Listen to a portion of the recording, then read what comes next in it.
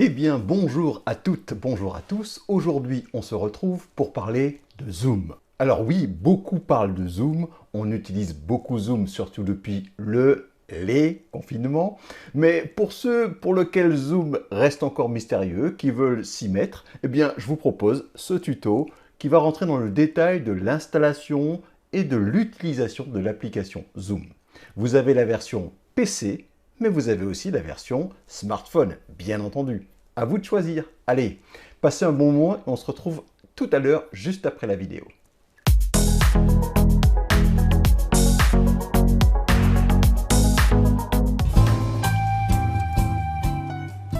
Alors, la première chose que vous avez à faire, c'est bien entendu d'ouvrir un compte chez Zoom.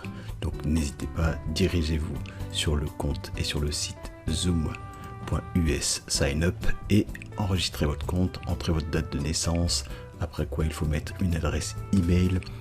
Après avoir procédé à cette inscription, bien n'hésitez pas à retourner sur le site, mais au niveau des téléchargements, Zoom téléchargement, et là vous allez sur le Download Center, comme vous le voyez ici, vous cliquez, vous téléchargez le fichier client Zoom pour les réunions, vous l'installez bien évidemment.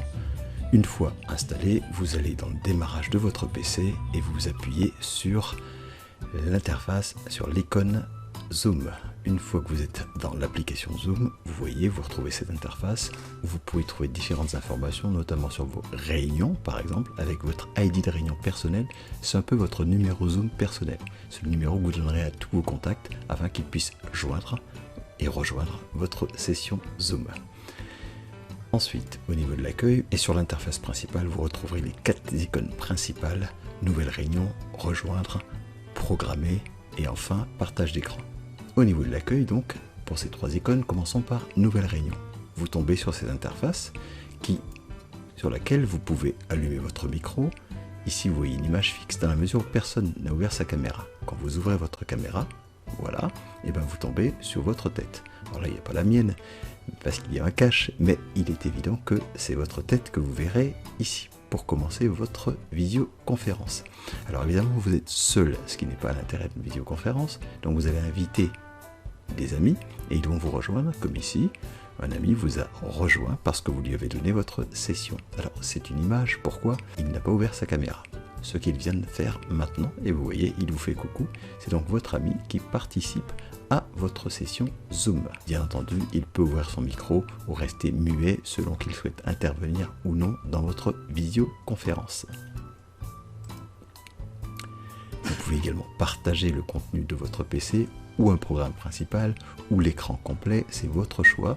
Par exemple ici, je vais partager ma session Internet Google que j'ai ouverte. Voilà, je lui précise partager et vous voyez, l'ensemble des participants qui sont dans votre visio voient votre écran et notamment votre écran Google.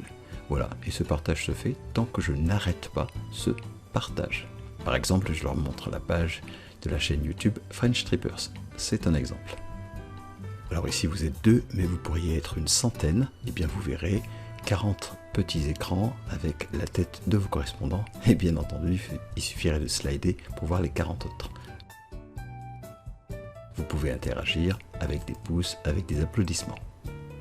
Alors ici vous avez la vision galerie, mais notez que vous pouvez également voir exclusivement la personne qui parle. Donc vous la voyez en grand écran, voilà, comme c'est le cas ici, et vous voyez en petit écran, en petite icône, le reste de vos correspondants.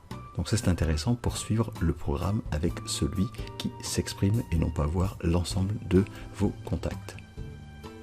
Voilà pour ce qui est de votre visio Zoom et vous mettez fin à la réunion pour tout le monde ou juste pour vous si vous le souhaitez. Voilà quelques caractéristiques très précises de ce que l'on appelle les visioconférences Zoom.